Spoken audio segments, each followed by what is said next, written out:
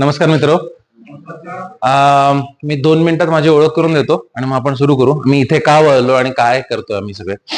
तर मी अगदी वयाच्या लहानपणापासून म्हणजे 13-14 वर्षापासून सॉफ्टवेअर क्षेत्रामध्ये आहे.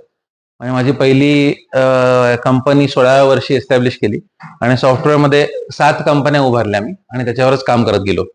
त्यामुळे मी बरीच वर्ष भारताबाहेर काम केलं, राहिलो. सगळं ह्याच्यामध्ये माझा शेतीशी काही संबंध नव्हता. म्हणजे माझ्या खापर पणजोबांनी सुद्धा शेती केली नाही. म्हणजे अशाला म्हणजे आमचा अक्षरशः काही नाही. पण 2018 मध्ये मी एक आर्टिकल वाचलं की जमिनीचा कर्ब इतका कमी व्हायला लागलाय की 60 वर्षामध्ये अन्न पिकणं बंद होणार आहे, असं एक आर्टिकल वाचलं मी. आणि तो आर्टिकल वाचल्यावर मला आधी धक्का बसला, पण मग थोडं शोधायला सुरुवात केली. मी, माझी पत्नी, मी 2 जण त्या एक एक व्हिडिओ वगैरे बघायला सुरुवात केली आणि आम्हाला लक्षात आलं की अरे हे जे काय चाललंय हे सत्य आहे. म्हणजे खरंच काही वर्षांमध्ये अन्न पिकणं बंद होणार आहे. म्हणून मी भारतामध्ये जेव्हा आलो, म्हणजे एका हुरडा पार्टीत आलो होतो, त्यावेळेला तिथल्या शेतकऱ्यांना सांगून बघितलं की सेंद्रिय शेती करा, मातीसाठी काम करा, म्हणजे कर्ब वाढवा, ह्या गोष्टींनी. तर मला त्यांनी सांगितलं की साहेब, एसीत बसून फुकटचे सल्ले देऊ नका. म्हणजे आणि अगदी मला आधी लागलं ते, पण नंतर पटलंही की म्हणलं अरे आपण कोण यांना सांगणार आहे. म्हणजे आपण आपल्याला म्हणजे काहीच करता येत नाही त्या शेतातलं, माहिती पण नाही. जे खातो ते कुठून येतं हे माहित नाही आणि आपण काय सांगणार. म्हणून आम्ही ठरवलं की आपण काहीतरी ड्रास्टिक पावलं उचलायला पाहिजेत. कारण आपण सुशिक्षित माणसांनी नाही केलं तर हे होणार नाही. आणि जर हे बदल नाही घडवला तर आपल्या मुलांना खायला मिळणार नाही, म्हणजे नातवंडांना खायला मिळणार नाही थोड्या दिवसात. तर म्हणून आम्ही इथे आलो. मराठवाड्यामध्ये माझे वडील होते, माझंही शिक्षण इथे झालं. त्यामुळे आम्ही छत्रपती संभाजीनगरहून सुरुवात केली आणि तिथून शेती पाहायला सुरुवात केली. तर शेती बघता बघता आम्ही साधारण 12,000 किलोमीटर फिरलो आणि मध्य प्रदेशापर्यंत गेलो. आणि मग लक्षात यायला लागलं की अरे आपल्याकडचा शेती पद्धती इथपासून प्रॉब्लेम सुरू आहे. आणि अपार्ट फ्रॉम दॅट मनुष्यबळ, म्हणजे मजूर न मिळणं किंवा भाव न मिळणं किंवा त्याला स्टोरेज आणि हे नाहीये. नंतर वाढता खर्च, म्हणजे खतांचा आणि ह्याचा, असे असंख्य प्रॉब्लेम आपल्या सिस्टीम मध्ये. आणि आपल्याकडे नॅचरल फार्मिंग म्हणून जो प्रकार केला जातो त्याच्यामध्ये फक्त गो आधारित शेती, ह्याच्या बाहेरचा विचारच नाही झालेला आहे. मग म्हणून आम्ही काय केलं की एक वेगवेगळ्या मॉडेल्सचा अभ्यास करायला सुरुवात केली अख्ख्या जगभरातल्या. आणि त्या मॉडेल्सचा अभ्यास करून त्याच्यात काय चांगलं आहे, काय वाईट आहे, या सगळ्याचं हे करायला लागलो. आणि त्या सगळ्याचा परिणाम म्हणून ऑर्गॅनिक फार्मिंग मधला म्हणजे ऑल ऑर्गॅनिक फार्म अशा याने सुरुवात केली. निसर्गासोबत शाश्वत उत्पन्न. तर बेसिकली जमीन वाचवणं हे आमचं ध्येय आहेच, पण जमीन वाचवण्यासाठी शेतकरी वाचला पाहिजे, हो की नाही. आणि शेतकरी वाचण्यासाठी शेतकऱ्याचे उत्पन्न वाढलं पाहिजे. शेतकऱ्याचं उत्पन्न वाढलं पाहिजे म्हणजे शेतकऱ्याला नवीन मुलांना, त्यांच्या मुलांना शेतीत यावं असं वाटलं पाहिजे, हो की नाही. नाहीतर काय, शेती म्हणजे काय दुसऱ्यांनी करावी, आपण नाही. म्हणजे आपल्या मुलांनी शेतीत येऊ नये, ह्या प्रत्येक शेतकऱ्याची इच्छा आहे की नाही. हे बदलायचा आमचा प्रयत्न सुरू झाला. कारण नुसतं मातीबद्दल धडे देऊन उपयोग नव्हता, नुसतं काहीतरी म्हणजे लेक्चर देऊन उपयोग नव्हता. आपल्याला हवं होतं की असं काहीतरी करणं ज्यांनी शेतीच्या माती वाचवण्याबरोबर भरपूर उत्पन्न झालं पाहिजे, नोकरीच्या ऐवजी एक पर्याय उभा राहायला पाहिजे, हो की नाही. तर म्हणून एक स्वयंनियमित उत्पादन प्रणाली, जिथे माती, वनस्पती, प्राणी आणि पाणी एकत्र येऊन एक परिपूर्ण चक्र तयार करतात. निसर्गाच्या नैसर्गिक चक्रांशी जुळवून आम्ही खर्च कमी करतो आणि उत्पादनाला स्थिरता देतो. ह्याच्यामध्ये हे बघा, माती, वनस्पती, प्राणी आणि महत्वाचं म्हणजे पाणी. कारण आम्ही जिथे शेती करतो, म्हणजे अख्खा मराठवाड्यात म्हणा, जिथे पाण्याची कमतरता आहे, 600-700 mm चा पाऊस आहे आणि त्या सगळ्यामध्ये हे सगळं घडवून आणायचं. तर बघूया आम्ही हे सगळं कसं सुरुवात केली आणि कशी केली. Okay sir, next. ओके, तर ऑर्गॅनिक फार्म प्रणालीमधले मुख्य घटक कुठले आहेत. तर आमच्याकडे पशुधन मध्ये गाय, कोंबड्या, बदक, हंस, मासे, हे सगळ्या प्रकारचं पशुधन आमच्याकडे आहे. आणि या सगळ्यांचा वापर आम्ही आमच्या शेतीमध्ये पूर्णपणे करतो. त्यानंतर पिकांमध्ये आम्ही 24 प्रकारच्या भाज्या, म्हणजे आम्ही पहिल्या वर्षी 49 प्रकारच्या भाज्या केल्या, 49 प्रकारची पिकं, त्याच्यामध्ये भारताबाहेरची सगळी केली. आणि आता आम्ही रेग्युलरली 24 प्रकारच्या भाज्या करतो. माझ्याकडे 35 प्रकारची फळझाडं आहेत. धान्य घरी उगवतो, डाळी आहेत आणि चारा या सगळ्यांसाठी उगवतो. तर विविधतेमध्ये शक्ती आहे, अशा प्रकारची पिकं आहेत आमच्याकडे. नंतर मधमाशा, सूक्ष्मजीव, BSFL म्हणून ब्लॅक सोल्जर फ्लाय लार्वा तुम्ही ऐकला असेल, तर आपण कव्हर करणार आहे तर ते अशा वेगळ्या वेगळ्या प्रकारच्या पर्यावरणपूरक गोष्टी तिथे वाढवतो आणि त्याचं जतन करतो. मग आमचं ही जी प्रणाली आहे, अख्खी जी सिस्टीम आहे, ह्याच्यामधला मुख्य गोष्ट काय आहे, त्याच्यामध्ये आपल्याला दैनंदिन आणि साप्ताहिक पासून पैसे मिळतात. आता एक कॉमन प्रॉब्लेम सांगा, सगळ्यात मोठा प्रॉब्लेम शेतीमधला कुठला आहे? लोक म्हणतात मजूर. मी म्हटलं नाही, लोक मजूर हा प्रॉब्लेम नाहीये. सगळ्यात मोठा शेतीतला प्रॉब्लेम काय माहितीये? Cash flow. कॅश फ्लो म्हणजे समजा तुम्ही एखादा चांगला डॉक्टर आहे, एकदम मस्तपैकी सर्जन आहे, एकदम टॉप सर्जन आहे, त्याला म्हणायचं की तू रोज सर्जरी करायची, पण आज सर्जरी केली ना, त्याचे पैसे तुला 4 महिन्यांनी मिळणार. 4 महिन्यांनी का? आज सर्जरी वर्षातून 3दा पेमेंट मिळणार. तर आजपासून 4 महिने सर्जरी आज केली, 4 महिन्यांनी पैसे मिळणार आहेत. असं जर चांगल्यातल्या चांगल्या डॉक्टरला सांगितलं, डॉक्टर काय घेतोय मी, कारण डॉक्टर हे सगळ्यात जास्त उत्पन्न कमवणारे आपल्याकडचे हे आहेत, तर डॉक्टर सुद्धा कर्जबाजारी होईल की नाही? तर का होतंय? कारण आपल्याकडे ठोकमाल आहे, ठोकमालाचं 3.5-4 महिन्यांनी पैसे मिळणार आहे. ऊस तुम्हाला म्हणजे वर्षातून पैसे मिळणार आहे, हो ना? तर तो सगळा आहे. तर आम्ही सगळ्यात पहिले काय सॉल्व्ह करायचा प्रयत्न केला, तर आमच्याकडे अंडी, भाज्या, दूध, दुधाचे पदार्थ आणि कोंबडी हा दैनंदिन आणि साप्ताहिक उत्पन्न देतो. कशाला? दुसरं, हंगामीमध्ये आमच्याकडे डाळी आणि धान्य येतात. वार्षिक मध्ये आमच्याकडे मासे वर्षातून एकदा, फळं वेगवेगळ्या अॅन्युअल म्हणजे वेगवेगळ्या वेळेला फळं, वेगवेगळी फळं वेगवेगळ्या सीझन प्रमाणे. एखादी कालवड माझ्यावर येते दरवेळेला, तर ती विकणं किंवा त्याची आई विकणं म्हणजे गाय विकणं. बदक आणि राजहंस विक्री, जोडी मोठी करून, या प्रकारचं आमचं वार्षिक उत्पन्न आहे. ह्याने आम्हाला काय झालं, तर आर्थिक स्थिरता, शेतात अनेक प्रकारचे उत्पन्नाचे प्रवाह निर्माण होतात, ज्यामुळे बाजार किंवा हवामानाच्या धक्क्यापासून संरक्षण मिळतं. आज आपल्याकडे काय परिस्थिती आहे? 1 एकर कांदा, 1 एकर टोमॅटो, हो की नाही? अख्खा टोमॅटोचा भाव पडला, 2 रुपये झालाय, संपलं. ओके, तुम्ही सांगा, आता आपण शिकलेले आहोत, आपण स्टॉक मार्केटमध्ये किंवा शेअरमध्ये इन्व्हेस्ट करतो. समजा आपल्याकडे 10 लाख रुपये असतील, तर आपण एका स्टॉकमध्ये इन्व्हेस्ट करू का? नाही. म्हणजे इन्फोसिसचा स्टॉक फार भारी आहे म्हणून 10 लाख रुपये इन्फोसिस मध्ये लावले, असं होणार नाही ना.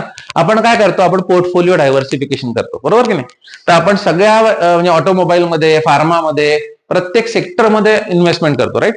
तर आम्ही आमचा पोर्टफोलिओ डायव्हर्सिफाय असा केलेला आहे की आमच्याकडे एक प्रकारची भाजी सुद्धा नाहीये, आमच्याकडचे 24 प्रकारचे भाज्या आहेत. ओके, आणि त्या 24 प्रकारच्या भाज्यामध्ये आम्हाला कुठल्याच भाजीचं रेट पडला तर काही फरक पडत नाही. आमचं कायम पोर्टफोलिओ डायव्हर्सिफाईड आहे, उत्पन्न कायम मिळत राहतंय आणि सगळं एकदम व्यवस्थित चालू आहे. ओके, तर ही प्रणाली आम्ही पुढे केली, ही आम्ही स्वतः करतो. माझी पत्नी रोज, आता सुद्धा आमची पनीर विक्री चालू आहे. या क्षणाला आता मेसेज येत होते, मी आता म्यूट केलाय फोन. तर माझी पत्नी रोज पनीर बनवते, लोणी काढते, तूप बनवते, आम्ही विक्री करतो. म्हणजे भाज्यांची रोपं बनवण्यापासून, माझी पत्नी या पोकोटोमध्ये, भाज्यांची रोपं बनवण्यापासून भाजी काढणीपर्यंत आमचा ऍक्टिव्ह सहभाग असतो. माझ्याकडे एवढे दिवस फक्त एक जोडी कामाला होती, आता आम्ही थोडी माणसं वाढवतोय, कारण मी असं येऊन इथे लेक्चर द्यायला लागलोय इतर ठिकाणी, माझा वेळ त्यात जायला लागला. लक्षात सर? नेक्स्ट. ओके, तर हे सगळं करण्यासाठी अजूनही आमचा फोकस हा मातीत होता. ओके, मी तुम्हाला म्हटलं की फोकस हा मातीच आहे, फक्त शेतकऱ्यांनी त्यात यावं आणि मातीसाठी काम करावं म्हणून आम्ही हे सगळे मॉडेल बांधलंय. तर ह्या मॉडेलमध्ये सगळ्यात महत्वाचं काय बरं? माती, हो की नाही? तर मातीला सजीव कसं करायचं, माती परत कशी भरून काढायची, ह्याचा आम्ही प्रयत्नात होतो. या प्रयत्नामध्ये जेवढी मॉडेल आम्ही स्टडी केली, त्या सगळ्यामध्ये लक्षात आलं की गो आधारित शेतीमुळे गाय नसलेल्या शेतकऱ्याला सेंद्रिय शेती करण्यामध्ये काहीच इनपुट दिलेलं नाही लोकांनी. म्हणजे ज्यांच्याकडे गाय नाही, त्याच्याकडे शेण नाही तर सेंद्रिय शेती नाही, असं कोरिलेशन तयार झालंय, असं मत बाजारामध्ये तयार झालंय. आणि हे मत चुकीचं आहे, कारण भारताबाहेर आणि इतर पूर्ण जगभर गायीशिवाय शेती करणारे वेगवेगळ्या प्राण्याला उपस्थित आहेत.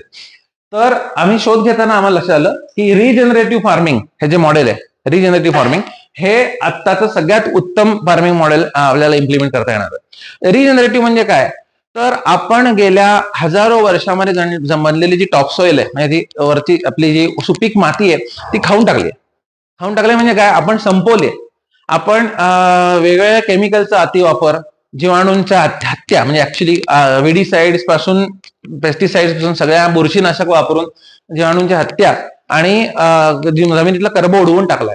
तुम्हाला माहितीये का, मराठवाड्यामध्ये सरासरी जमिनीचा कर्ब आता 0.2% आहे.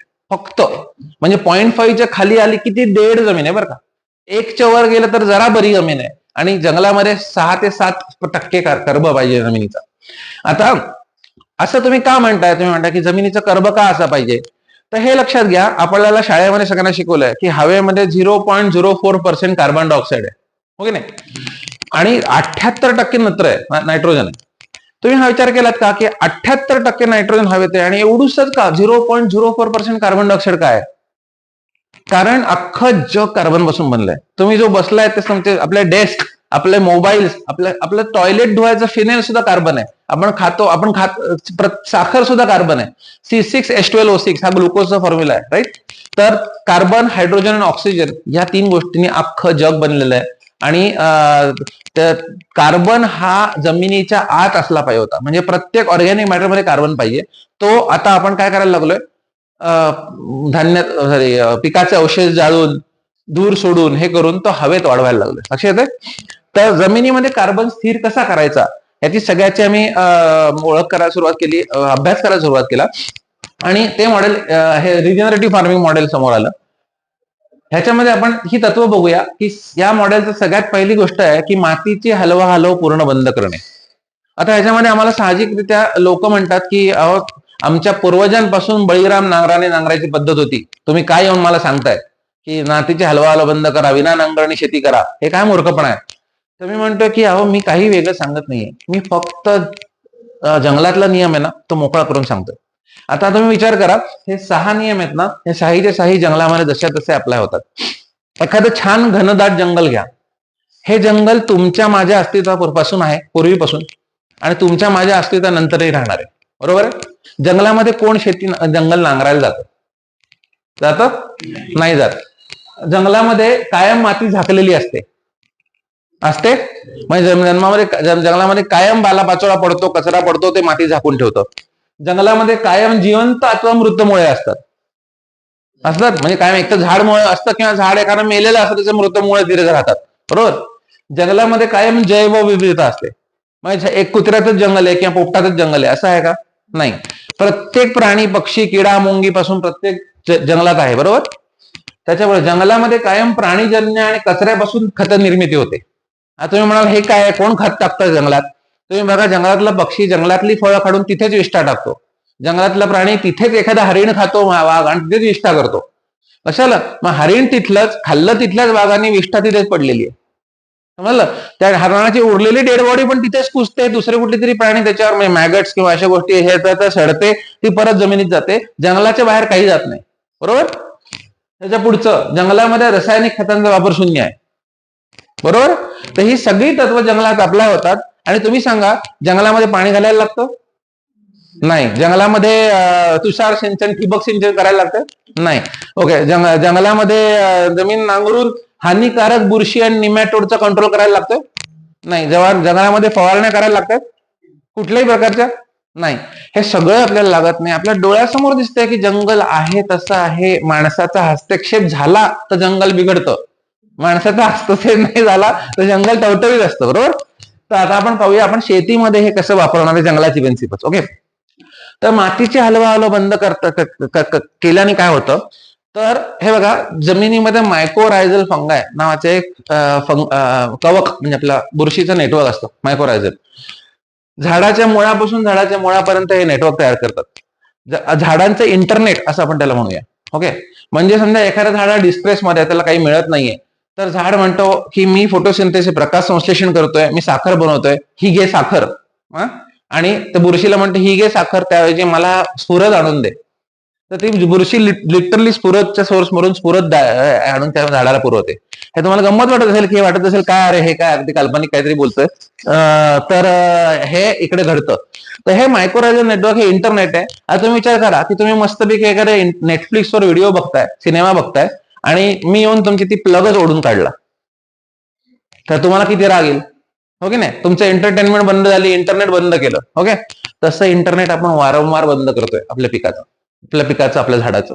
म्हणजे 2 झाडांमधले जमीन स्वच्छ ठेवण्याच्या नादात आपण त्याच्यातून नांगर फिरवतोय आणि हे इंटरनेट मोडतोय. त्यामुळे झाडांची जी कम्युनिकेशनची एस्टॅब्लिश प्रणाली आहे ना, ती आपण तोडून टाकतोय. लक्षात येतं तुम्हाला?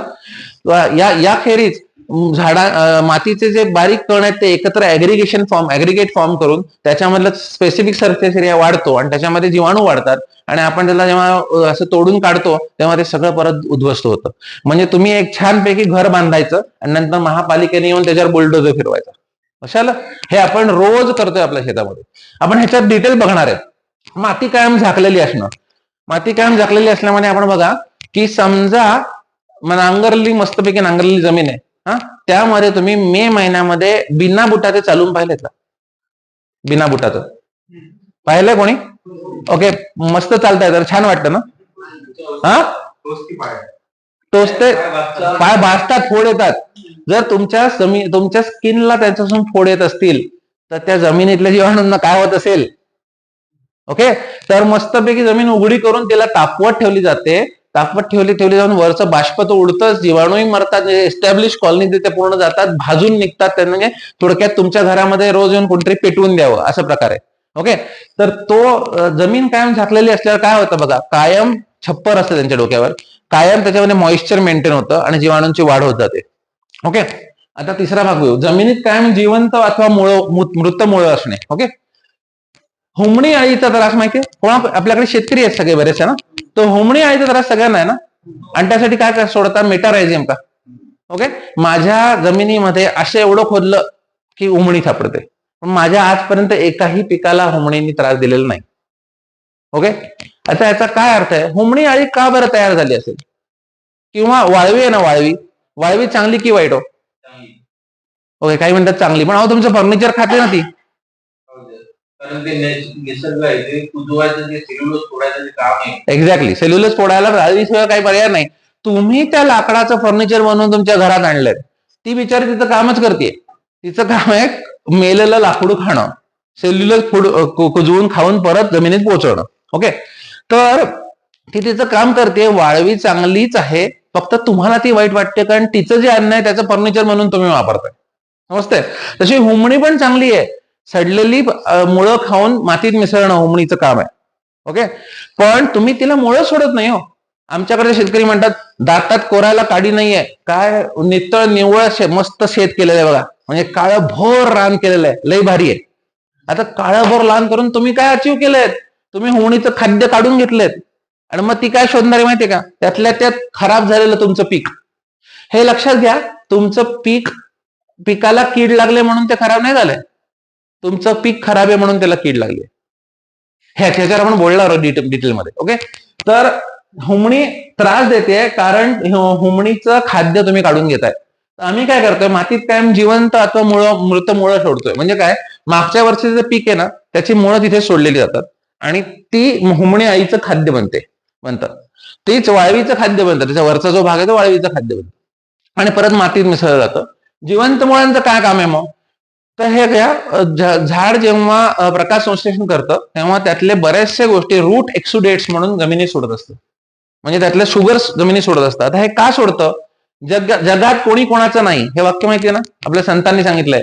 तसं जीवाणू सुद्धा झाडाचे नाहीत, जीवाणू फुकट काम करत नाहीत.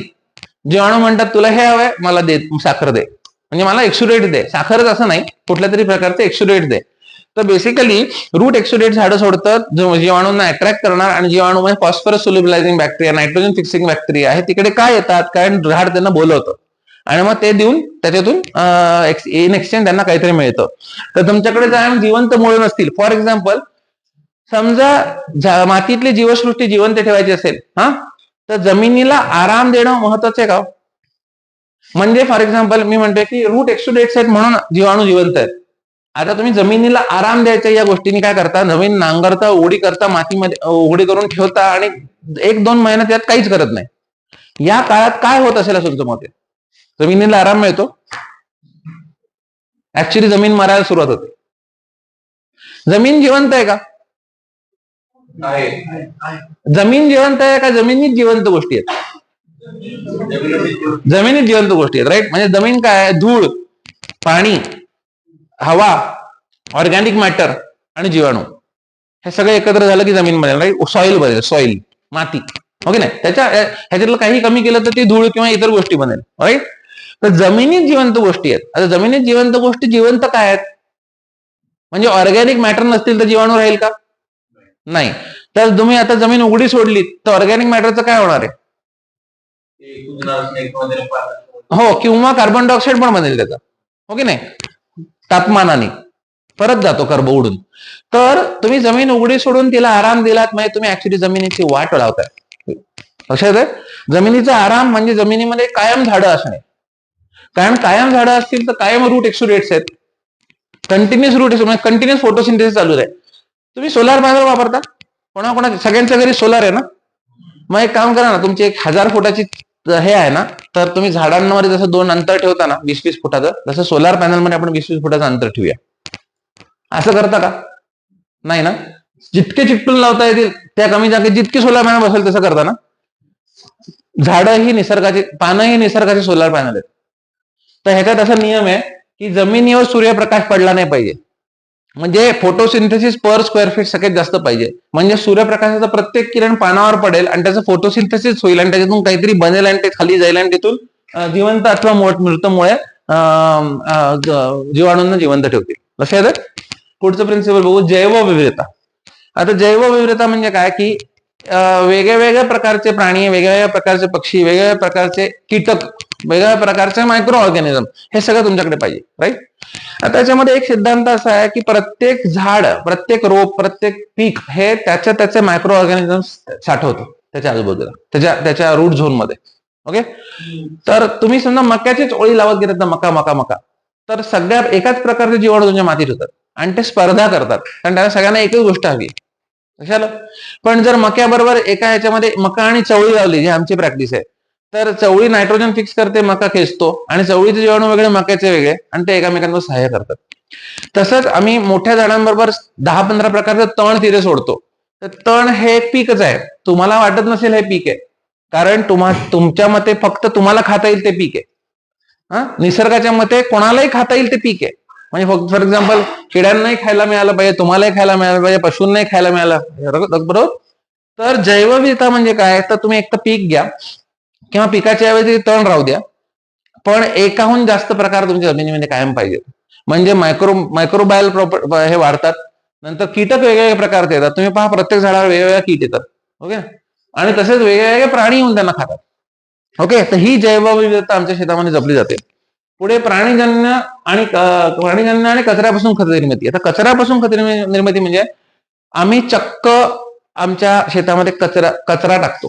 आपण ते पुढे बोलणार, ह्याच्यात मी थोडंसं कमी बोलतो. आणि रासायनिक खतांचा शून्य वापर करणे. आता रासायनिक खतांचा वापर शून्य करणे, मी म्हणतो, काही लोकांना विचारतात, सर अगदी थोडंसं NPK 19-19 वापरता चालेल का? ओके. अगदी थोडंसं युरिया टाकलं चालेल का? तर मी म्हणतो की मी तुम्हाला स्टोरी सांगतो बरं का. एक मुलगा असतो ज्यांनी नवीन बिझनेस करायला घेतो आणि त्याचे वडील म्हणतात की ठीक आहे, हे बिझनेस साठी तुला पैसे दिले मी, सेटअप कर, सगळं कर.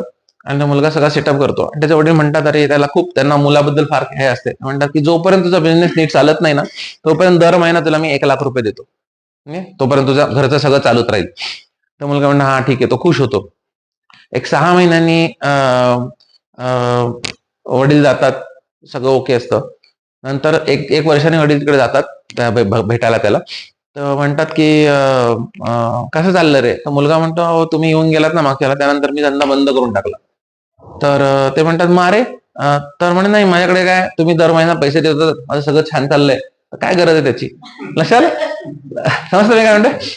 तर बेसिकली तुम्ही जेव्हा एवढूस सुद्धा रासायनिक खत देता ना, एवढूस, तेव्हा ही नैसर्गिक प्रोसेस तुमच्याकडे एस्टॅब्लिश होत नाही, कारण तुम्ही त्या मुलाला फुकट पगार देताय. समजतं मी काय म्हणतो? आणि जोपर्यंत फुकट पगार मिळतोय, म्हणजे फॉर एक्झाम्पल तुमच्या महिन्यात तुम्ही नोकरी करताय, दर 5 तारखेला तुमच्या बँकेत पैसे जमा होतात. तुम्ही बिझनेस कराल का? चांगला बिझनेस कराल का? बिझनेसचा प्रयत्न सगळे करतात, चांगला कराल का? पैसे कमी पडत असेल तर कराल थोडंफार, पण नाही तर व्यवस्थित असतील तर काही करणार नाही, राईट. तर जोपर्यंत बाहेरचं इनपुट मिळत आहे तोपर्यंत रूट एक्सुडेट सोडणं, जीवाणूंना अट्रॅक्ट करणं, त्यांना कॉलनायझेशन करणं, हे करून त्यांच्याकडून काहीतरी काम करून घेऊन आपण वाढणं, ही मेहनत झाडही करत नाही. जग सगळीकडे सारखं आहे, फुकट ते पौष्टिक. समजतंय? तर फुकट मिळायला लागलं की काम बंद. Okay sir, next. ओके. तर आता आपण बघूया की आम्ही हे सगळं कसं केलेलं आहे. हे सगळं कसं केलं आहे? आता आम्ही पर्यावरणावर आधारित भाज्या आणि मातीतला कर्ब वाढवा कसं काम करतोय. तर सगळ्यात पहिले आम्ही आमच्या शेतामध्ये परमनंट बेड्स बनवलेले. परमनंट बेड म्हणजे काय, तर एक बेड स्ट्रक्चर माहिती आहे तुम्हाला, गादी वाफे तसं बनवलंय. 3.5 फुटाचं गादी वाफे, मध्ये 1.5 फुटाची सरी, असं आम्ही त्याच्या शेतामध्ये बनवलेलं आहे. म्हणजे 2021-22 पासून आजपर्यंत मोडलेले नाही, नांगर नाही, मोडलेलं नाही, काही मुवमेंट नाही, तुम्हाला पुढे बघायला मिळणार आहे. या गादी वाफे बनवताना आम्ही काय केलंय की आमच्याकडे सगळ्यात महत्वाचा एलिमेंट होतं पाणी. पाण्याशिवाय काहीच नाही, राईट. तर पाऊस पडल्यावर तो वाहून जातो, तो वाहून जायला रोखण्यासाठी आम्ही प्रवाहाच्या एक्झॅक्ट विरुद्ध गादी वाफे बनवलेले. म्हणजे आता आमच्याकडे पूर्व पश्चिम उतार आहे, आम्ही उत्तर दक्षिण गादी वाफे बनवले. ह्यात आम्हाला 2 फायदा होतोय. उत्तर दक्षिण गादी वाफ्यामध्ये त्याला सूर्यप्रकाश पण व्यवस्थित मिळतोय, कारण आपल्याकडे साऊथ वेस्टला जाऊन सूर्य थांबतो कायम. उत्तर दक्षिण याला चांगला सूर्यप्रकाश मिळतो. आणि दुसरं, आमचं जे वाहतं पाणी आहे ते आडून 2 वाफ्यांच्या मध्ये साठतं आणि तिथून परकोलेट होतं. ओके. तर भाज्यांचे गादी वाफे प्रवाहाच्या विरुद्ध बनवले जातात, ज्यामुळे पाण्याचे वाहून जाणे थांबते. दुसरं आम्ही काय केलेलं आहे, शून्य नांगरणी आणि आच्छादन. तर 2021 पासून नांगरणी नाही आणि 100% मातीचे संरक्षण केले. म्हणजे काय केलंय की जिथे चालायची जागा आहे तिथे आम्ही सगळ्यात पहिले आम्ही बाजूबाजूचं उसाचं पाचट आणि कचरा विकत घेऊन किंवा फुकट उचलून आणायचो आणि टाकायचो आमच्या शेतात सगळ्या आजूबाजूच्या. नंतर आम्ही त्यात गोणपाट टाकायला सुरुवात केली, आपलं बारदान ते टाकायला सुरुवात केली. आणि नंतर आता आम्हाला 2 वर्षापूर्वी आम्हाला असं सोल्युशन मिळालं की वीड कंट्रोल मॅट म्हणून वुवन मॅट आहे, ज्याच्यात पाणी परकोलेट होतं. 120 GSM आहे, जे 6-7 वर्ष टिकते आणि त्याच्यामधून पाणी उडून जात नाही.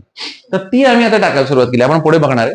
आणि दुसरं, आम्ही तण कापतो, म्हणजे तण कापतो आणि तिथेच टाकतो. आमचं पण आम्ही काढून बाहेर पण टाकत नाही, म्हणजे जे कापलेलं तण आहे तेच टाकतो. हे भाजीमध्ये आणि फळबागेमध्ये तर आम्ही लिटरली तण कमरेच्या पर्यंत येऊ देतो, कमरेच्या वर. आणि कमरेच्या वर तण आल्यानंतर एकदा त्याच्यामध्ये मल्चर मशीन, माहितीये का मल्चर, फक्त तण कापतो तो मल्चर मशीन मारायचा, रोटा नाही, जमीन हल्ली नाही पाहिजे, रोटा नाही, मल्चर. तर ते मल्चर मारायचं आणि सगळं तण तिथे कापून भुसा करून टाकायचं. तर असे प्रयोग करतो. तर ह्यांनी काय झालं, आमची पाण्याची कार्यक्षमता एवढी वाढत गेली की 2024 पासून आम्ही कोरडवाहू भाजीपाला करायला लागलो. म्हणजे जून मध्ये भाजी लावायची आणि नोव्हेंबर पर्यंत पाणी द्यायचं नाही. असं शक्य आहे का? आम्ही करतो. जून मध्ये भाजी लावायची, नोव्हेंबर पर्यंत पाणी द्यायचं नाही. पूर्ण वरच्या पावसावर भेंडी, वांग, मिरची, म्हणजे सगळ्या चांगल्या भाज्या. ओके. पालेभाजी त्या पॅच मध्ये नसते, पालेभाजीला थोडं पाणी जास्त लागतं. तिचं आयुष्य बिचारीचं 21 दिवस आणि 45 दिवस आहे, हो की नाही. पण बाकी सगळ्या भाज्या आम्ही कोरडवाहू करायला लागलो. आणि रब्बी आणि उन्हाळ्यात उच्च मातीचा ओलावा असल्यामुळे सिंचनाची वारंवारता, रिपिटेशन कमी झाली आणि जैविक छिद्रांद्वारे पाणी खोल जाते, त्यामुळे विहिरी आणि बोरवेल्स भरायला लागल्या. म्हणजे आधी आम्हाला फेब्रुवारी मार्च पर्यंत पाणी पुरत नव्हतं, आता आम्हाला 12 महिने भरपूर पाणी आहे, पण आम्हाला तो वापरायची गरज पडत नाही. लक्षात, 12 महिने भरपूर पाणी वापरायची गरज पडत नाहीये.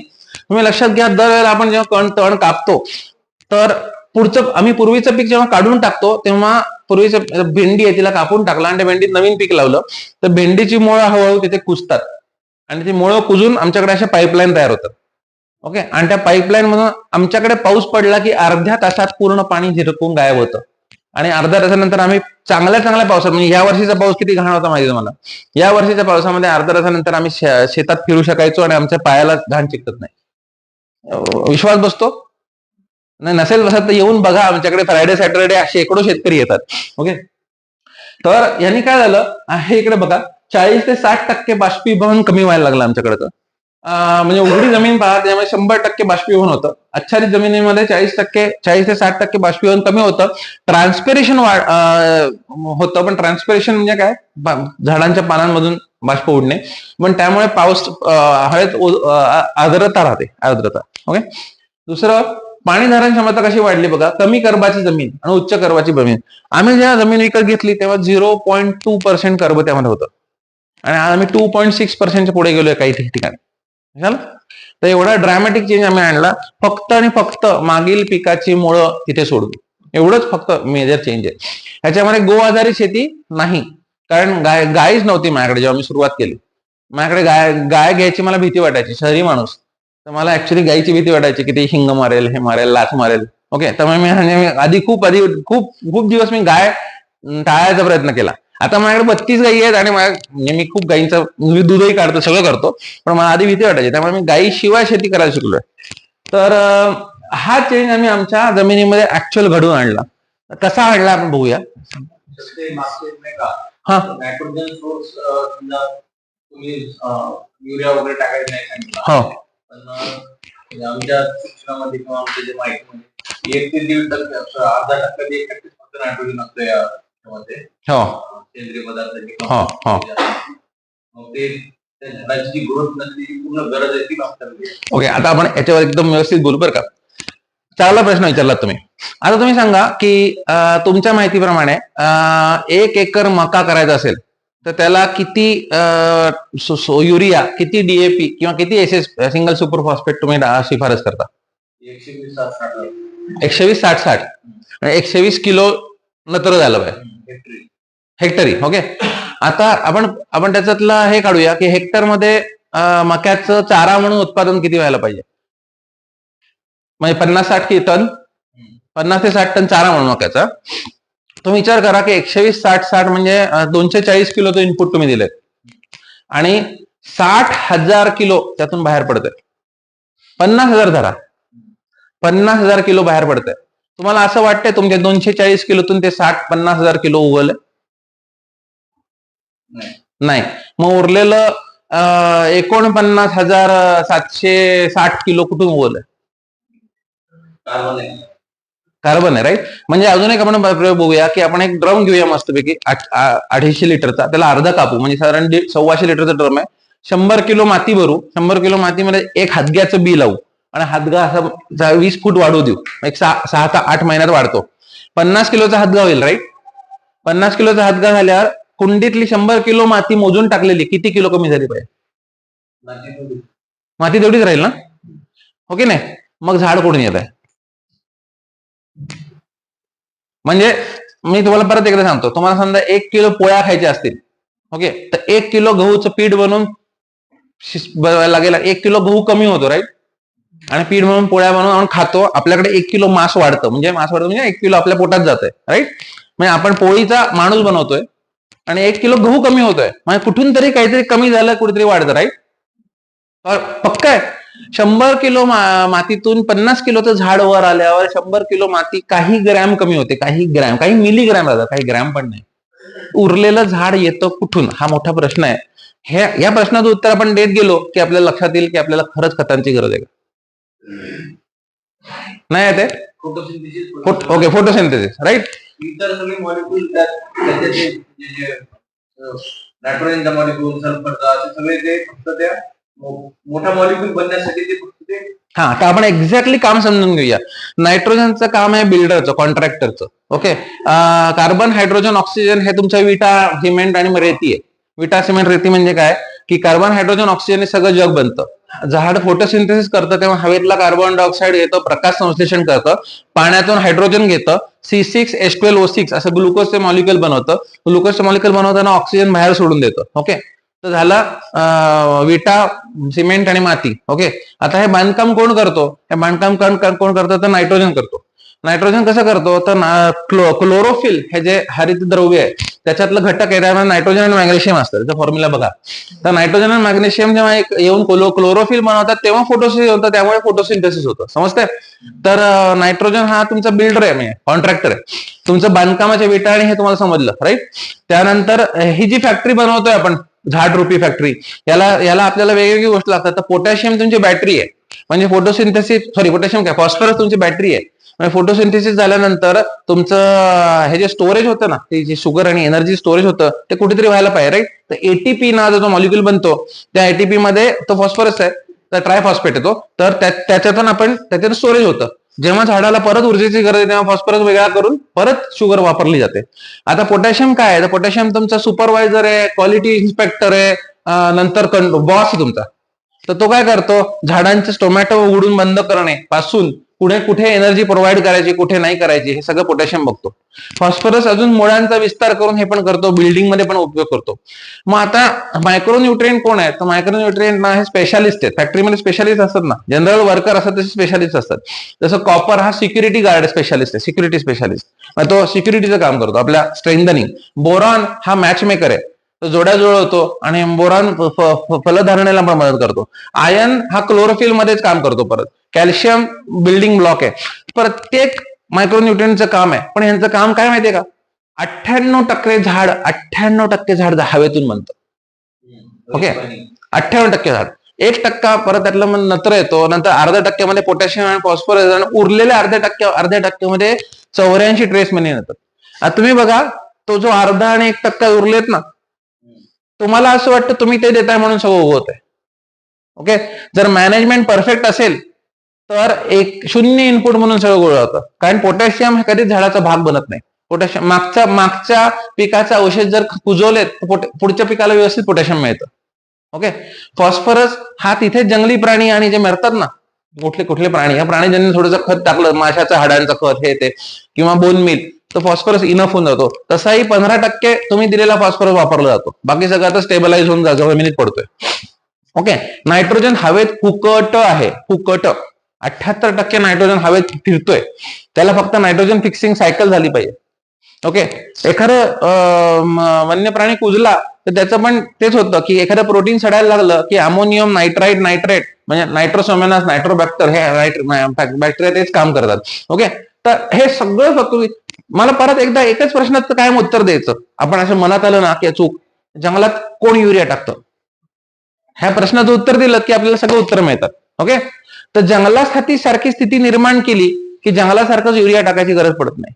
समजते? ओके, ओके, आता आम्ही कसं केलं बघूया. तर उभ्या मातीचा उपयोग आम्ही करायला सुरुवात केली. आता हे बघा, हे दिसतात का हातगे? तर आपण बांबूचा मंडप करतो टोमॅटो वाढवायला. ओके, टोमॅटो, दोडका म्हणजे वेलवर्गीय पिकं वाढायला. तर आम्ही पण बांबूचा मंडप करायला सुरुवात केली होती आणि 70,000 रुपये आपल्याला एकरी खर्च येतो बांधकाम सगळं करायला. ओके, बांधकाम म्हणजे मंडप बांधा, आता हे करा. तर 60-70,000 रुपयाचा खर्च वाचवायला आम्ही काय केलं, हातगा गाळायला सुरुवात केली. आता तुमच्या प्रश्नाचं उत्तर मी देणार आहे. हातगा नायट्रोजन फिक्सर आहे. हातगा बहुउपयोगी गोष्ट आहे. हातग्याच्या फांद्या छाटून आम्ही बायोचार बनवतो. त्याची पानं कोंबड्या आणि गायींना घालतो. हातग्याचा वापर आम्ही वेलवर्गीय पिकं वाढवायला करतो. हातग्याचा इतर गोष्ट कचरा पडून बायोमास तयार होतो आणि हातगा नायट्रोजन फिक्स करतो. हातग्याची फुलं आम्ही 60 रुपये पावानी बाजारामध्ये विकतो. समजतं मी काय म्हणतो? तर हे सगळे पैसे तर मिळाले मला. अपार्ट फ्रॉम दॅट मी माझा पूर्ण बांबूच्या ह्याचा खर्च वाचवला. ओके, तर हातग्याचं मंडप करून आम्ही हे वाढवतो. मुळांचे तर्कशास्त्र कसं लावले आम्ही ह्याच्यामध्ये, तर हे बघा की जेव्हा तुम्ही ठिबकनी पाणी देता तेव्हा पाणी आधी खाली खाली खाली खाली सरळ जातं, नंतर कोन शेप तयार करतं. बघा, जसं लक्षात कोन शेप तयार करताना वरती गोलावा तयार करतो, ओला येतो. तर तुम्ही बघा, हे तुम्ही दिलेलं पाणी बहुतांश पाणी वाया जातं. मग तुम्ही एखादं झाड लावा आणि त्याला ड्रिपनी पाणी द्या, अर्ध पाणी तर गायब खाली गेले.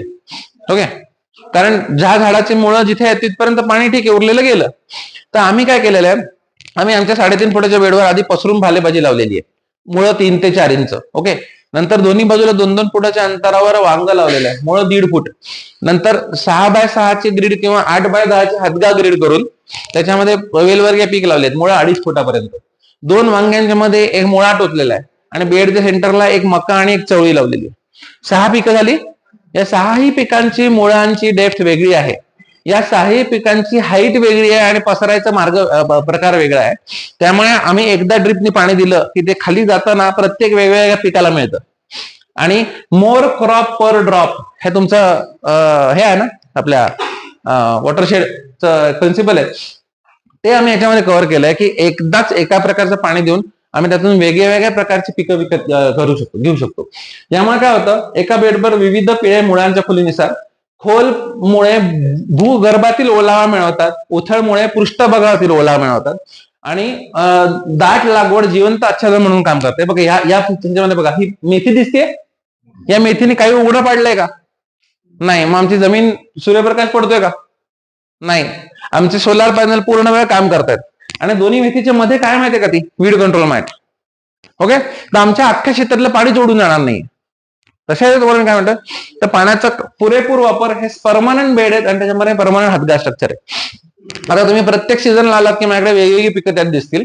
कारण सीझन वाईज, फॉर एक्झाम्पल जून पासून सगळी वेलवर्गीय पिकं, फेब्रुवारी ते मे पण वेलवर्गीय पिकं, आणि आता तिथे मेनली पालेभाज्या, रूट क्रॉप्स, मुळा, बीट, गाजर, ह्या सगळ्या गोष्टी असतील. ओके, तर अशा प्रकारचा हे करतो आम्ही.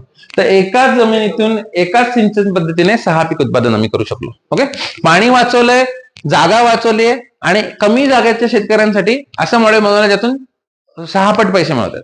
समजलं? Okay sir next. ओके, तर कचऱ्यापासून खत निर्मिती आम्ही कसं करायला लागलो. कचऱ्यापासून खत निर्मिती म्हणजे आमच्याकडे शेतकरी येतात तेव्हा आम्ही त्यांना विचारतो की तुम्ही तुमच्या मुलांना रोज कुठली तापाची गोळी देता. पॅरासिटामॉल रोज देता. कोण म्हणलं? ओके, तर रोज पॅरासिटामॉल देता म्हणजे असं देता का की अरे बाबा एक गोळी खा म्हणजे आज ताप येणार नाही, किंवा अजून एक गोळी खा की आज डोके दुखणार नाही, किंवा काय करतो एक अँटीबायोटिकच खात जा म्हणजे आजारीच पडणार नाही, असं करता तुम्ही? नाही. का नाही करत? करायला पाहिजे ना. पिकाला करता की तुम्ही एक फवारणी घेतो, काय म्हणतात त्याला ते प्रिव्हेंटिव्ह, की फवारणी घेऊया म्हणजे काय हा रोग लागणार नाही, हे घेऊ म्हणजे हा रोग लागणार नाही, बरोबर ना. तसं मुलांना करायला लागणार ना, एक गोळी रोज द्यायची. ओके, तर जसं तुम्ही तुमच्या मुलांना रोज एक थँक्स जसं तुम्ही तुमच्या मुलांना रोज एक गोळी देत नाही, तसं तुम्ही तुमच्या पिकांना सुद्धा गोळ्या देणं बंद केलं पाहिजे. तुम्ही तुमच्या मुलांना काय म्हणता की चांगल्या पालेभाज्या, दूध, फळे असं खा, किंवा तुम्ही तुमच्या नॉन व्हेजिटेरियन असाल तर म्हणता छान चिकन, मटन, मासे, अंडी असं खा, म्हणजे काय तुझी तब्येत मस्त राहील आणि तो आजारी पडणार नाहीस. राईट. जसं आपण करोनामध्ये काही लोक असिम्प्टमॅटिक होते, म्हणजे ऍब्सोल्युटली त्यांना फरकच पडला नाही की करोना आला गेला, शिंक आली नाही, आणि काही लोक ढगात. ओके, तर असं का झालं? कारण ज्या लोकांची इम्युनिटी चांगली, त्यांचं खाणं पिणं चांगलं होतं, त्यांचं सगळं विटॅमिन मिळणार, सगळं पोषण व्यवस्थित होतं, त्या लोकांना असिम्प्टमॅटिक राहिली. तशी तुमची पिकं असिम्प्टमॅटिक राहू शकतात प्रत्येक रोगापासून. त्यामुळे पिकांना चिकन, मटन, मासे, अंडी, पुलाव, गुलाबजाम, जिलबी सगळं द्या. आम्ही देतो. ओके, आता आम्ही कसं देतो तर हे बघा, हे जे ड्रम दिसत आहेत याच्यामध्ये चिकन सेंटर मधून आलेल्या सल्ली मारलेल्यांचे आतडी आणि ते कोठा साफ करतात ना, ती सगळी घाण, माशाचे वेस्ट, हे सगळं त्या वरच्या ड्रमांमध्ये. हाडांचा चुरा, मी जेव्हा चिकन खातो, मी नॉन व्हेजिटेरियन, ते सगळे हाडं आम्ही जमा करतो, इथे आणतो, तर ते सगळं आम्ही इथे आणतो. लिंबाच्या सालीपासून प्रत्येक गोष्ट इथे टाकतो. ह्याचा खालचा हे दिसतं बाय, ह्याच्यामध्ये चक्क एखादं मोठं लग्न लागलं तर आम्ही म्हणतो तुमचा पुलाव उरला पुलाव द्या, गुलाबजामचा पाक उरला गुलाबजामचा पाक द्या, तुम्ही जे काय फेकून देणार आहात ते आम्हाला द्या प्लीज. तर आम्ही असा सगळा कचरा उचलून आणतो. ह्याच्यामध्ये व्हेजिटेरियन कचरा आहे, ह्याच्यामध्ये नॉन व्हेजिटेरियन कचरा आहे. मी माझ्या शेताला चिकन, मटन, मासे, दूध, अंडी, दूध म्हणजे काय, ताक, आमच्याकडे रोज ताक, लोणी बनतं, लोणी नंतर की ताक उरतं, ताक उरलं की इथे आणतो. रोज पनीर बनतं, पनीरचा हे बनतो त्याचा वे प्रोटीन, तर हे सगळं आणून इथे आम्ही टाकतो. तर आम्ही ऍक्च्युअली जमिनीला ते सगळं देतोय. गुलाबजाम सुद्धा देतोय. ओके, गुलाबजामचा पाक, तर हे सगळं ह्याच्यात सडवायचं, ह्याच्यातून बाहेर येणारं द्रव्य आहे ते जमिनीला सोडायचं. एवढ्या ह्याच्यामध्ये आम्ही पूर्णपणे शेती करू शकतोय, 0 इनपुट. गाय असो नसो, काही जगात असो नसो, जोपर्यंत लग्न लागतायत तोपर्यंत आमची शेती चालू आहे. ओके ओके, तर प्लस आमच्या हे डावीकडे बघा मासे सडतात, त्याच्यावर एक प्रकारची बुरशी आलेली आहे डावीकडे या ड्रमामध्ये. आणि आमच्याकडे बायोगॅस पण आहे. गायी आल्यानंतर आम्ही बायोगॅस वगैरे पण सुरू केलं, बायोगॅसची स्लरी काढणं, हे करणं. हे गायीनंतर ऍडिशनल खतं झाली ही. पण गाय महत्वाची नाही त्या शेतीमध्ये. गाय महत्वाची नाही असं नाही म्हणते मी, गायीशिवाय शेती करता येते असं म्हणतोय मी. गाय महत्वाचीच आहे. ओके, गायीशिवाय शेती करता येते हे मी म्हणतोय. गायीशिवाय 100% शुद्ध नैसर्गिक शेती करता येते. ओके, तर आमचा बायोगॅस प्लांट आहे. इथून इनपुट होतं, इथून स्लरी बाहेर येते. नंतर इथे 4 कंपोस्ट पीट बनवलेत. या कंपोस्ट पीट मध्ये आम्ही रेग्युलर तो हे काढतो. आधी त्याला पूर्ण गाळून घेतो, मग फक्त चोथा उरतो. पाणी जे एक्स्ट्रॅक्ट होऊन एका ड्रमात जातं, जे ड्रम आम्ही फवारणीला वापरतो लागलं तर. आजकाल फवारण्याच कराव्या लागत नाहीत. जमीन अशी झालेली आहे की भेंडी लावा भेंडी काढा, बिना फवारणी बिना आळी भेंडी. माझ्याकडे येऊन बघा, भेंडी लावा भेंडी काढा, जमीन अशी झालेली आहे.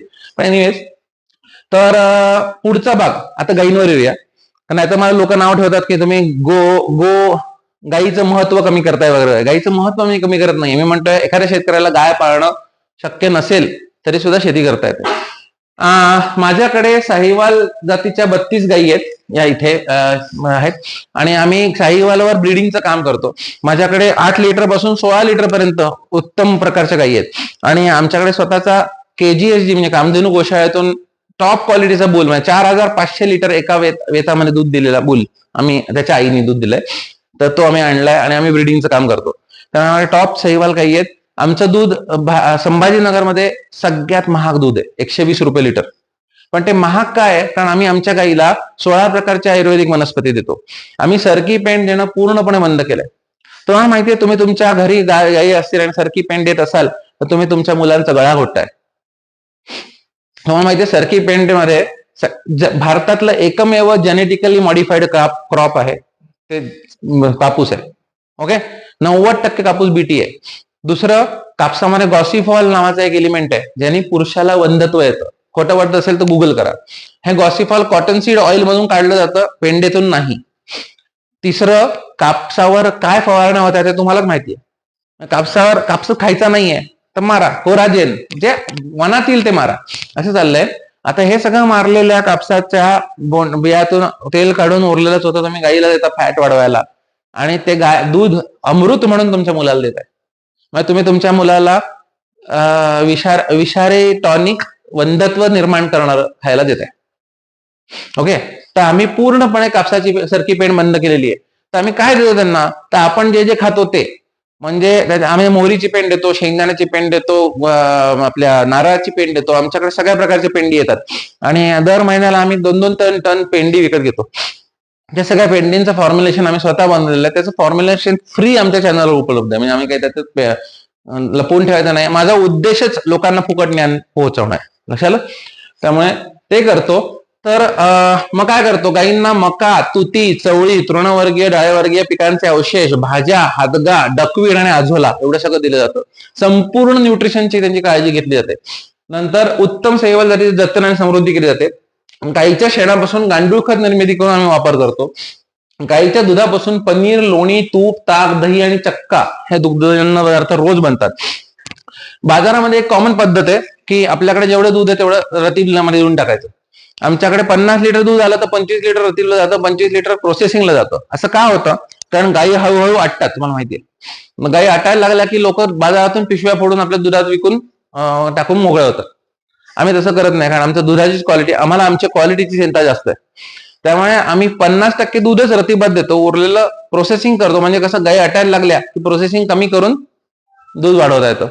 आणि त्यामुळे आमचं दूध कन्सिस्टंट 12 महिने साखर घातल्यासारखं गोड लागतं. आणि शहरात जाता तेव्हा लोक म्हणतात, सर तुमच्यासारखं दूधच प्यायलं.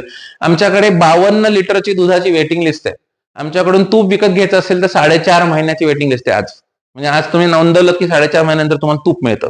तूप आम्ही बिलोना पद्धतीने, म्हणजे अख्ख्या दुधातला दही लावून त्याला चरवण करून वरती जे लोणी तरंगतं त्या लोण्यापासून शुद्ध तूप कढवलं जातं.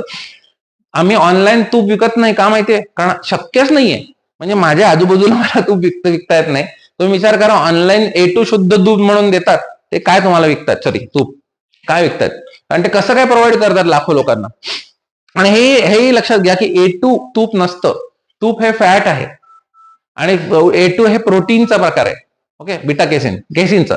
तर जेव्हा तूप बनतं तेव्हा पूर्णपणे प्रोटीन आणि कार्बोहायड्रेट बाहेर, म्हणजे लॅक्टोज बाहेर काढलं जातं. फक्त फॅटच कलेक्ट केलं जातं. त्यामुळे A2 तूप हे फसवणूक आहे. देशी गाईचं तूप म्हणा, देशी गाईच्या तुपात खूप वेगवेगळे गुणधर्म आहेत, पण A2 तूप नसतं. कसे हे करून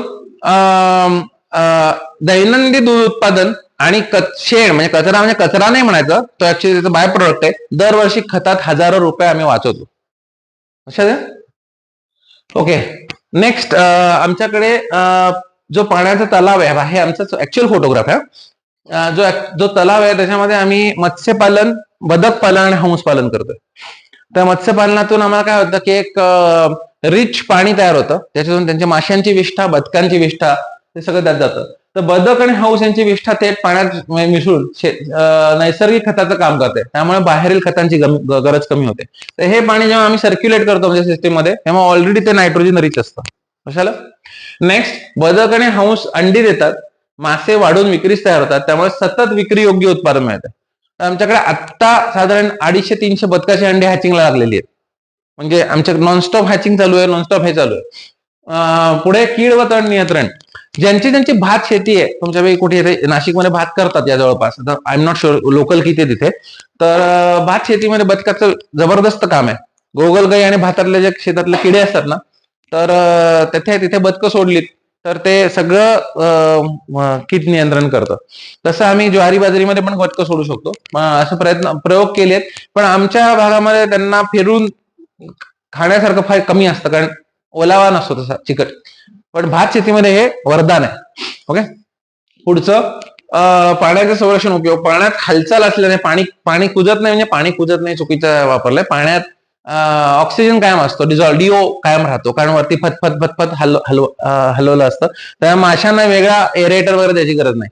त्या दोन्हीचं जेव्हा पालन होतं त्याच्यामध्ये मासे कुठले निवडता हे महत्वाचे आहेत. म्हणजे बॉटम स्विमर्स घेतले तर बदकांपासून ते सुरक्षित राहतात. टॉप स्विमर असतील म्हणजे चिलापी जे वरती येतात तर ती सगळी पिल्ल बदकं खाऊन टाकतात.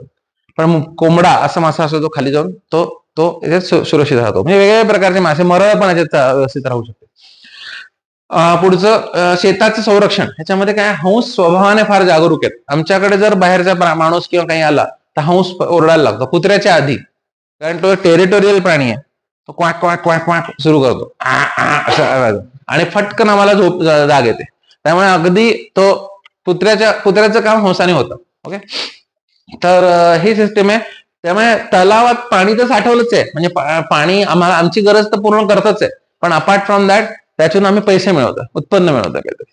तर हे एक मॉडेल आम्ही याच्यात ऍड केलेलं आहे. पुढे या सगळ्यांना आता खायला द्यायचं आहे तर काय द्यायचं हा प्रश्न आमच्या समोर उभा राहिला. आणि ह्याच्यामध्ये आम्ही विविध प्रकारच्या बाजारातलं खाद्य वगैरे तर केलंच, पण हातगा शेवगा हे पण प्रकार केले. पण एक असं काहीतरी सोर्स हवा होता ज्याच्यामध्ये ऑलमोस्ट 0 इनपुट लागेल, म्हणजे काहीच खर्च करायला लागणार नाही, आणि नॉनस्टॉप उत्पादन येईल. तर या दोन गोष्टी, एक डकवीड म्हणजे ऍक्च्युअली पाण्याचं शेवाळ आहे जे सगळ्या तलावांवर येतं, आणि अझोला हे एक फन आहे एक प्रकारची जी पाण्यावर तरंगते आणि त्याच्यामध्ये अगदी लो इनपुट मध्ये ग्रो होते ती. तर या दोन्हीचं आम्ही उत्पादन सुरू केलं. तर हे आमचे अजोला बेड्स आहेत, असे 7 दिवसाचे 7 बेड आहेत. तर रोज एका बेड मधलं काढून टाकलं तर 7व्या दिवशी परत पहिला बेड भरला असतो. ओके, असं नॉनस्टॉप अजोला उत्पादन आम्ही करतो.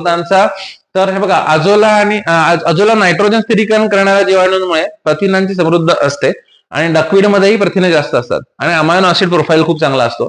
वाढीचा वेग म्हणजे डकवीड अतिशय जलद वाढते, म्हणजे 2-3 दिवसात दुप्पट, आणि अजोला थोडं कमी वाढतं पण 7 दिवसात पूर्ण होतं.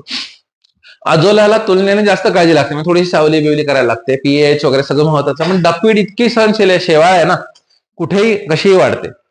आणि कोंबड्या, मासे, बदक आणि गुरं या सगळ्यांना हे टॉप खाणं आहे. याच्यामध्ये डकवीड मध्ये 35-40% प्रोटीन आहे, आणि अजोलामध्ये 16-20% प्रोटीन आहे. तर हाय प्रोटीन चारा म्हणून याचे उत्पादन करता येतं, आणि दोन्ही अगदी सोपं आहे. त्याचाही आपण सुरू केला वापर. आणि गंमत म्हणजे काय, बदकांच्या तलावातलं घाण काढून हे टाकायची, आणि त्याच्यावरच हे दोन्ही वाढतं. तर बदकांच्या तलावावर पण आम्ही वाढवायचा प्रयत्न केला की आपोआप तलाव सोपा राहील, स्वच्छ राहील. पण बदक इतकी फास्ट इटर्स आहेत की ते टाकलं की संध्याकाळी संपवून टाकतात बीजासकट. त्यामुळे तो प्रयत्न आमचा फसला. पण आम्ही सेपरेट ट्रेज मध्ये हे उगवतो, आणि ह्याच्यातून आम्ही कम्प्लीट फिडिंगचा. आता 100% ह्याच्यावर पाळता येतं का कोंबड्या आणि बदक, तर नाही. त्यांना अल्टिमेटली ग्रेन फीड लागतच, पण कमीत कमी 20-25% खर्च तुम्ही ह्याच्यातून कमी करू शकता. नेक्स्ट आम्ही एकात्मिक कचरा नियंत्रण हा पार्ट सुरू केला. याच्यामध्ये आम्हाला लक्षात आलं की इतका प्रकारचा कचरा आमच्याकडे तयार होतोय, आणि आम्हाला ह्याच्यातलं काही वाया घालवायचं नाहीये. तर बेसिकली ब्लॅक सोल्जर फ्लाय म्हणून एक लार्वा आहे, तुम्हाला कल्पना असेल, BSFL. तर BSFL लार्वा हा 5 ग्रॅम पासून 25 किलो तयार होतो, म्हणजे 5 ग्रॅम अंड्यांपासून 25 किलो लार्वा तयार होतो. आणि ऍब्सोल्युटली काहीही खातो, काही म्हणजे ऍब्सोल्युटली काही. फक्त त्याला खूप हार्ड सेल्युलोज खाता येत नाही, म्हणजे खूप हार्ड. पण सगळं हॉटेल वेस्ट, सगळं हे वेस्ट सगळं खातो, शेण पण खातो, सायलेज वेस्ट खातो. असं सगळं एखाद्या घातल्यामुळे आम्ही काय करायला सुरुवात केली की माझ्या लहान भावाचं एक रेस्टॉरंट सुरू झालंय. तर तिथला कचरा, नंतर बिअर फॅक्टरी जी असतात ना त्याच्यामध्ये एक ब्रुवरी वेस्ट असते, त्याला बार्ली वगैरे माहिती असेल ते, तर ते बार्ली, नंतर शेण, मुरघाचा उरलेला कचरा, कोंबड्यांची विष्ठा, भाजीपाल्याचा कचरा, हे सगळं जमा करायचं, आणि या सगळ्या जमा करून त्याला BSFL आयाबायावर वाढवायचं. तर ब्लॅक सोल्जर फ्लायचा आता आमचा प्रायोगिक आहे, पण याला आता आम्ही 25 ते 30 किलो पर डे म्हणजे आपण आता बोलतोय तेव्हा तिथे शेडचं बांधकाम चालू आहे याच वेळेला. म्हणजे 1 आठवड्यामध्ये आमची शेड कम्प्लीट होणार आहे. आणि नंतर या महिन्यामध्ये 2026 टार्गेट पैकी एक टार्गेट BSFLचं लार्ज स्केल प्रोडक्शन आहे. म्हणजे 30 किलो आळ्या रोज निर्माण करणं. आणि कोंबड्यांना या आळ्यांमध्ये 40% प्रोटीन आणि 30% फॅट आहे. तर त्यामुळे ह्याच्यातून जबरदस्त कोंबड्यांचा आणि बदकांचा आणि माशांचा चारा तयार होऊ शकतो. दुसरं, या आळ्या खातात तेव्हा जे रेसिड्यू उरतं त्याला फ्रास म्हणतात, फ्रास. तर ते कंपोस्ट केल्यासारखं काळ्या रंगाचं खत असतं आणि खूप खूप हायली न्यूट्रिटिव्ह असतं. त्याचा म्हणजे अगदी मुठमुठ जरी तुम्ही झाडाला टाकलं तर त्याचं वर्षाचं खत होतं. एवढं एवढं एवढं हायली न्यूट्रिटिव्ह आहे ते. त्याच्यामुळे आम्हाला डबल हे आहे, कोंबड्या आणि अन्न खाद्य आणि पूर्ण फ्रास. तर आणि दुसरं म्हणजे बघा, ह्या सगळा कचरा जातो BSFL BSFL जातो कोंबड्यांना, कोंबड्यांची विष्ठा परत BSFL आणि काही पिकांमध्ये, BSFLचं खत पिकांमध्ये आणि पिकांचा कचरा परत BSFL. तर हे कम्प्लीट सायकल कम्प्लीट करतं. आणि ह्याच्याहून जबरदस्त गोष्ट आम्हाला आजपर्यंत मिळाली नव्हती. हे इम्प्लिमेंट करून सुरुवात केल्यानंतर आम्हाला खूप फरक पडला. तर बघा, BSFL मध्ये साधारण 40 to 45 प्रथिने, 30-35 चरबी असते. हॉटेल घरगुती सेंद्रिय कचरा अतिशय वेगाने खातात. उत्पादनासाठी फारशी जमीन किंवा पाणी लागत नाही. म्हणजे आम्ही फक्त 600 स्क्वेअर फीटची शेड बांधून 20-25 किलोचं उत्पादनाचा टार्गेट ठेवतोय आणि हे शक्य आहे. लार्वा खाल्ल्यानंतर उरलेला जो अवशेष आहे तो सेंद्रिय खत म्हणून वापरता येतो. या सगळ्या फायद्यानंतर BSFLचं अपडेट तुम्हाला आमच्या चॅनलवर मिळत राहतील. पण हे जर सक्सेस झालं तर महाराष्ट्रामधलं पहिलं सक्सेसफुल इंटिग्रेशन होईल एंड टू एंड. म्हणजे नुसतं BSFL करणारे लोक आहेत, पण एंड टू एंड इंटिग्रेशन होईल. आणि आम्ही मुख्य म्हणजे ह्याच्या अंड्यांवर जास्त काम करणार आहे. म्हणजे अंडी प्रोडक्शन, जे आता कर्नाटक किंवा बाहेरूनच मागवायला लागतात, महाराष्ट्रात कोणी अंडी करत नाही. ओके, तर ह्याचा आमचा प्रयत्न झाला. नेक्स्ट, आता ह्याच्यामध्ये पूर्ण अन्न साखळी आम्ही ह्याच्यात कव्हर केली. याच्यामध्ये आम्ही मधमाशी पालन पण करतो.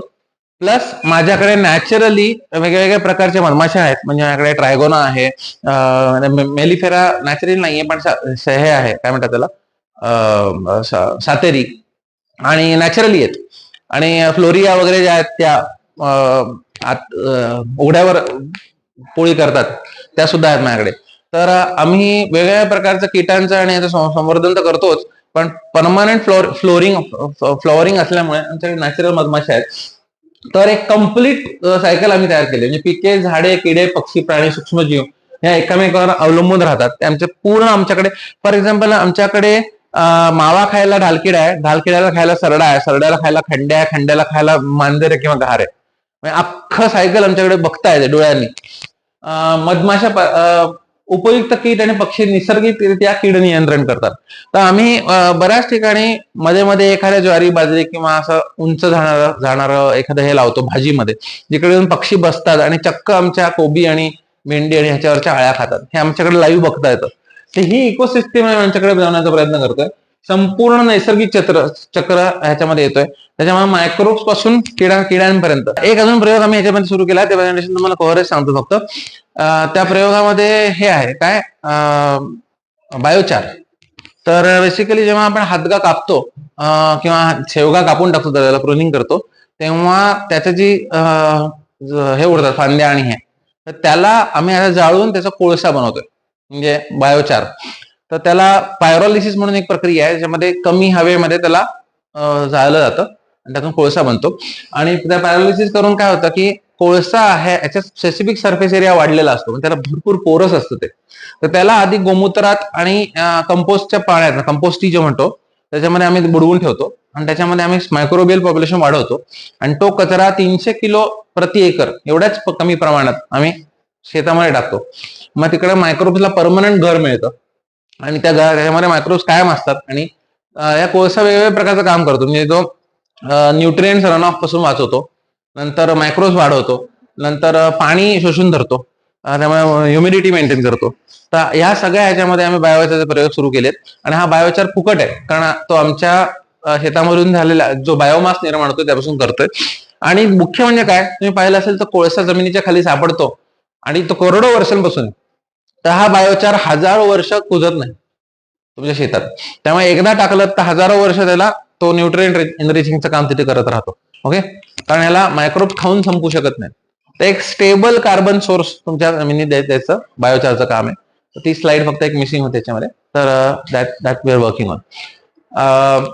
तर this is our entire natural food way model. आणि आता काही प्रश्न असतील तर आपण त्यावर बोलायला सुरू करूया.